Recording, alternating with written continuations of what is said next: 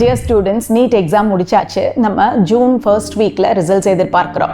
இப்போது இன்றைக்கி Indian express news பேப்பரில் டாக்குமெண்ட்ஸ் என்னென்னலாம் தேவைங்கிறது கொடுத்துருக்காங்க. லாஸ்ட் இயர் கவுன்சிலிங்லேயும் நமக்கு டாக்குமெண்ட்ஸ் லிஸ்ட் கொடுத்துருக்காங்க.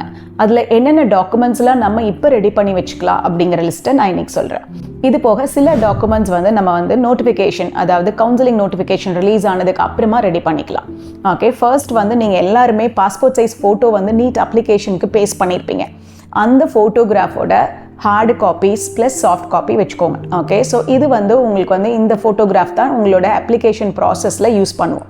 So you should have some 6 to 8 numbers கையில் வச்சுக்கோங்க. அந்த passport size photo, the photo that you applied for NEET exam. Okay, அந்த photo. Second NEET admit card.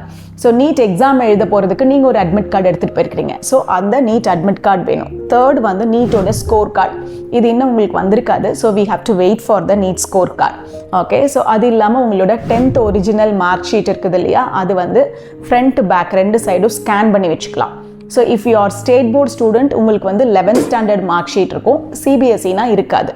Okay, 11th mark sheet இருக்குதுன்னா அதையும் 2 side scan பண்ணி வச்சுக்கலாம். தென் 12th result வந்துருச்சு, 12th certificate. So உங்களோட ஸ்கோர் கார்டு வந்ததுக்கப்புறம் அதையும் ஸ்கேன் பண்ணி வச்சுக்கோங்க. தென் டிசி, ஸ்கூலில் 12th முடிச்சிருக்கீங்க இல்லையா, அந்த ஸ்கூல்லேருந்து வாங்கின டிசி.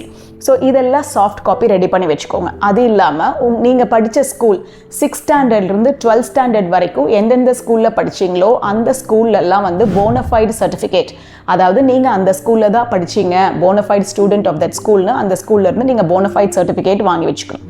ஓகே, ஸோ அது இல்லாமல் நீங்கள் எல்லாருமே கம்யூனிட்டி சர்டிஃபிகேட் வச்சுருப்பீங்க. உங்களோட கம்யூனிட்டி சர்டிஃபிகேட் ஒரிஜினலாக ஸ்கேன் பண்ணி வச்சுக்கோங்க. இதில் நீங்கள் ஏதாவது reservation category, so if you belong to OBC NCL category, அல்லது நீங்கள் எஸ்சி எஸ்சிஏ, இந்த மாதிரி ஒவ்வொருத்தரும் ஏதாவது ரிசர்வேஷன் கேட்டகரி இருக்குதுன்னா அந்த சர்டிஃபிகேட்டோட காப்பீஸும் ஸ்கேன் பண்ணி வச்சுக்கலாம்.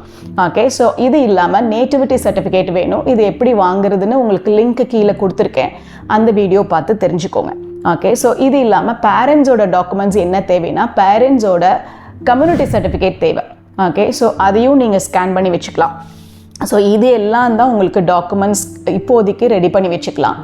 இது இல்லாமல் சில minority reservations, for example if you belong to some religious minority அல்லது லிங்குவிஸ்டிக் மைனாரிட்டி அப்படின்னா அந்த சர்டிஃபிகேட் எல்லாம் அந்த ஸ்பெசிஃபிக் காலேஜஸ்க்கு அப்ளை பண்ணணும்னா நீங்கள் வாங்கணும். அதுக்கு கவுன்சிலிங் நோட்டிஃபிகேஷன் வந்ததுக்கு அப்புறமா அதில் கொடுக்குற ஃபார்மேட் வச்சு அப்ளை பண்ணிக்கலாம். ஓகே, ஸோ இந்த டாக்குமெண்ட்ஸ் எல்லாம் நீங்கள் ரெடி பண்ணி வச்சுக்கலாம். Other than that, if you belong to SC SCA இந்த மாதிரி கேட்டகரிஸ்லாம் இருக்கீங்க, உங்களுக்கு 2.5 lakh கீழே பேரண்டல் இன்கம் இருக்குதுன்னா இன்கம் சர்டிஃபிகேட் வாங்கி வச்சுட்டிங்கன்னா உங்களுக்கு ஃபீஸ்லேருந்து எக்ஸம்ஷன் கிடைக்கும். ஓகே, ஸோ இது எல்லாம் தான் நீங்கள் இப்போ ரெடி பண்ணி வச்சுக்கணும்.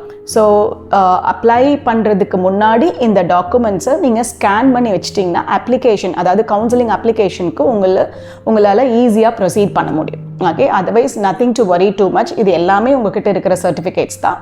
Keep it ready.